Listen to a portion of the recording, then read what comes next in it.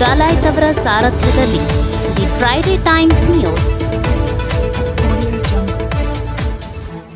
ಬೀದಿ ಬದಿ ವ್ಯಾಪಾರಿಗಳ ಜಿಲ್ಲಾ ಪ್ರಧಾನ ಕಾರ್ಯದರ್ಶಿ ಹಾಗೂ ರಾಜ್ಯ ಉಪಾಧ್ಯಕ್ಷ ಬಾಷಾಸಾಬ್ ಮಲ್ಸಮುದ್ರ ನೇತೃತ್ವದಲ್ಲಿ ಜಿಲ್ಲಾಧಿಕಾರಿ ಕಚೇರಿ ಮುಂದೆ ಬೀದಿ ವ್ಯಾಪಾರಿಗಳಿಂದ ಬೃಹತ್ ಪ್ರತಿಭಟನೆ. ಜಿಲ್ಲಾಡಳಿತದ ನಿರ್ಲಕ್ಷ್ಯದಿಂದ ಬೀದಿ ವ್ಯಾಪಾರಿಗಳು ಸಂಕಷ್ಟದ ಸ್ಥಿತಿಯಲ್ಲಿದ್ದು, ಇದರಿಂದ ಬೇಸತ್ತು ಶಿರಹಟ್ಟಿ, ಮುಂಡ್ರಗಿ, ಲಕ್ಷ್ಮೇಶ್ವರ, ರೋಣ, ನರಗುಂದ, ಗದಗ ಸೇರಿದಂತೆ ಜಿಲ್ಲೆಯಾದ್ಯಂತ ಇರುವ ಬೀದಿ ವ್ಯಾಪಾರಿಗಳಿಂದ ನಗರದ ಜಿಲ್ಲಾಡಳಿತದ ಮುಂದೆ ಬೃಹತ್ ಪ್ರತಿಭಟನೆಯನ್ನು ಹಮ್ಮಿಕೊಳ್ಳಲಾಗಿದೆ. ಇದೇ ವೇಳೆ ಸ್ಥಳದಲ್ಲಿ ಅಡುಗೆ ಮಾಡಿ ವಿನೂತನವಾಗಿ ಹೋರಾಟ ಮಾಡುತ್ತಿದ್ದಾರೆ. ಪ್ರತಿಭಟನೆಯ ನೇತೃತ್ವ ವಹಿಸಿಕೊಂಡಿರುವ ಬೀದಿ ಬದಿ ವ್ಯಾಪಾರಿಗಳ ಜಿಲ್ಲಾ ಪ್ರಧಾನ ಕಾರ್ಯದರ್ಶಿ ಹಾಗೂ ರಾಜ್ಯ ಉಪಾಧ್ಯಕ್ಷ ಬಾಷಾಸಾಬ್ ಮಲ್ಸಮುದ್ರ ಅವರು ಮಾತನಾಡಿ, ನಮಗೆ ನ್ಯಾಯ ಸಿಗುವವರೆಗೂ ಪ್ರತಿಭಟನೆ ಕೈಬಿಡುವುದಿಲ್ಲ. ಬೀದಿ ವ್ಯಾಪಾರಿಗಳಿಗೆ ನ್ಯಾಯ ಒದಗಿಸದಿದ್ದರೆ ನಿರಂತರ ಪ್ರತಿಭಟನೆಯಿಂದ ಹಿಂದೆ ಸರಿಯುವುದಿಲ್ಲ ಎಂದು ಜಿಲ್ಲಾಡಳಿತಕ್ಕೆ ಹಾಗೂ ಕೌಶಲ್ಯಾಭಿವೃದ್ಧಿ ಇಲಾಖೆಯ ಅಧಿಕಾರಿಗಳಿಗೆ ಎಚ್ಚರಿಕೆ ನೀಡಿದರು. ಕರ್ನಾಟಕ ರಾಜ್ಯ ಬೀದಿ ವ್ಯಾಪಾರಿಗಳ ಜೀವನೋಪಾಯ ಅಧಿನಿಯಮ ಹಾಗೂ ಬೀದಿ ವ್ಯಾಪಾರಿಗಳ ನಿಯಂತ್ರಣ ಮತ್ತು ಸಂರಕ್ಷಣಾ ಕಾಯ್ದೆ 2014ರ ಪ್ರಕಾರ ಕರ್ನಾಟಕ ರಾಜ್ಯ 2019ರಲ್ಲಿ ಅಧಿಸೂಚನೆ ಹೊರಡಿಸಲಾಯಿತು. ನಂತರ ಆಯಾ ಸ್ಥಳೀಯ ಸಂಸ್ಥೆಗಳಲ್ಲಿ ಬೀದಿ ವ್ಯಾಪಾರಿಗಳಿಂದ ಚುನಾಯಿತ ಪ್ರತಿನಿಧಿ ಆಯ್ಕೆ ಮಾಡುವುದರ ಮೂಲಕ ಪಟ್ಟಣ ಮಾರಾಟ ಸಮಿತಿ ರಚಿಸಲಾಯಿತು. ಪಟ್ಟಣ ಮಾರಾಟ ಸಮಿತಿಯ ನಗರ ವಸತಿ ಮಂತ್ರಾಲಯ ಸಚಿವರಿಂದ ಬೀದಿ ವ್ಯಾಪಾರಿಗಳ ಕುಂದುಕೊರತೆಗಳು ಹಾಗೂ ಅಭಿವೃದ್ಧಿಯ ವಿಚಾರವಾಗಿ ಪಟ್ಟಣ ಮಾರಾಟ ಸಮಿತಿಯ ತೀರ್ಮಾನವೇ ಅಂತಿಮ ಎಂಬುದನ್ನು ರಾಜ್ಯದ ಎಲ್ಲ ಕೌಶಲ್ಯಾಭಿವೃದ್ಧಿ ಇಲಾಖೆಯ ನಿರ್ದೇಶಕರಿಗೆ ಆದೇಶ ಹೊರಡಿಸಿತು ಎಂದರು. ಬೀದಿ ವ್ಯಾಪಾರಿಗಳ ಹಣವನ್ನು ಲೂಟಿ ಮಾಡಿರುವ ಯೋಜನಾ ನಿರ್ದೇಶಕರಿಗೆ ಧಿಕ್ಕಾರ. ಬೀದಿ ವ್ಯಾಪಾರ ಬೇಕೇ ಬೇಕು, ಬೇಕೇ ಬೇಕು. ಎಲ್ಲಿಯವರೆಗೆ ವ್ಯಾಪಾರಿಗಳನ್ನು ಲೂಟಿ ಮಾಡುತ್ತಿರುವ ಯೋಜನಾ ನಿರ್ದೇಶಕರಿಗೆ, ಬಡವರ ಕೂಗು ಕೇಳುವ ಜಿಲ್ಲಾಡಳಿತಕ್ಕೆ ಧಿಕ್ಕಾರ. ಗದಗ ಜಿಲ್ಲೆಗೆ ಸರಿಸುಮಾರು 3,95 ಲಕ್ಷ ಅನುದಾನ ನೀಡಲಾಗಿದೆ. ಜಿಲ್ಲೆಯ 9 ಸ್ಥಳೀಯ ಸಂಸ್ಥೆಗಳ ಮುಖ್ಯಾಧಿಕಾರಿಗಳು ಹಾಗೂ ಸಮುದಾಯ ಸಂಘಟನಾ ಅಧಿಕಾರಿಗಳ ಟಿವಿಸಿ ಸಭೆಯ ಗಮನಕ್ಕೆ ತರದೆ ತಮಗೆ ಬೇಕಾದಷ್ಟು ಹಣ ಬಳಕೆ ಮಾಡಿಕೊಂಡು ಇನ್ನುಳಿದ 2.50 ಕೋಟಿ ರೂಪಾಯಿ ಹಣವನ್ನು ಹಿಂತಿರುಗಿಸಿದ್ದಾರೆ. ಬೀದಿ ವ್ಯಾಪಾರಿಗಳಿಂದ ಪ್ರತಿನಿತ್ಯ ಶುಲ್ಕ ಸಂಗ್ರಹ ಮಾಡಿ ಪಟ್ಟಣ ಮಾರಾಟ ಸಮಿತಿಗೆ ಜಮೆ ಮಾಡಲು ರಾಜ್ಯ ಅಭಿಯಾನ ನಿರ್ದೇಶಕರು ನಿರ್ದೇಶನ ನೀಡಿದರು. ಯೋಜನಾ ನಿರ್ದೇಶಕರು ಹಾಗೂ ಜಿಲ್ಲಾ ಕೌಶಲ್ಯಾಭಿವೃದ್ಧಿ ಅಧಿಕಾರಿಗಳು ಬೀದಿ ವ್ಯಾಪಾರಿಗಳ ಸಭೆ ಮಾಡಿರುವಂತೆ ನಾಟಕವಾಡಿ ಶುಲ್ಕ ಸಂಗ್ರಹ ಮಾಡುತ್ತಿದ್ದಾರೆ. ಇದರಿಂದ ಬೀದಿ ವ್ಯಾಪಾರಿಗಳಿಗೆ ತೊಂದರೆ ಆಗುತ್ತಿದೆ ಎಂದು ಜಿಲ್ಲಾಡಳಿತದ ವಿರುದ್ಧ ಆಕ್ರೋಶ ವ್ಯಕ್ತಪಡಿಸಿದರು. ಎಚ್ಕೆ ಪಾಟೀಲರಿಗೆ ಮನವಿ.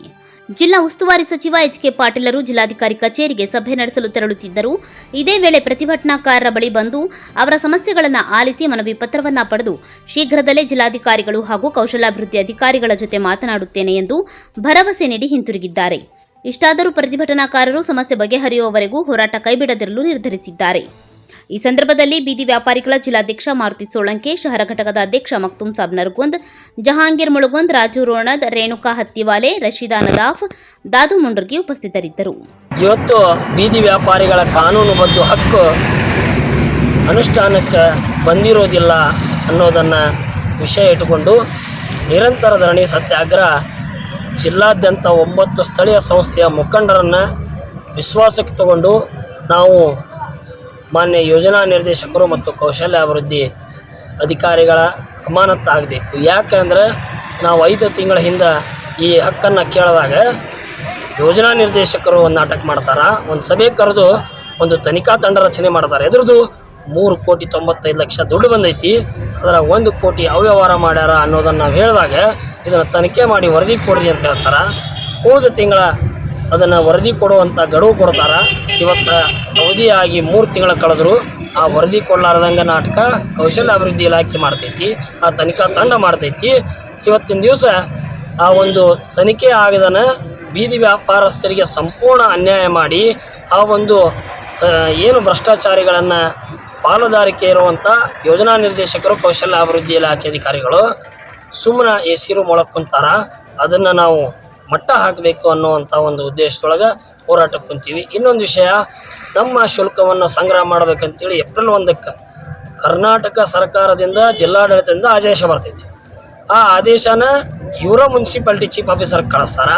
ಇವರು ಆದೇಶ ಮುಟ್ಟಿದ ಮ್ಯಾಗ ಅವರು ಇವರು ವಿರುದ್ಧವಾಗಿ ಒಂದು ಆದೇಶ ಮಾಡ್ತಾರೆ. ಗುತ್ತಿಗೆದಾರರಿಗೆ ರೋಲ್ ಕಾಲ್ ಮೂಲಕ 50 ರೂಪಾಯಿ, 30 ರೂಪಾಯಿ, 100 ರೂಪಾಯಿ ವಸೂಲಿ ಮಾಡೋಕ್ಕೆ ಅಲ್ಲಿ ಗುತ್ತಿಗೆದಾರರಿಗೆ ಆದೇಶ ಕೊಡ್ತಾರೆ.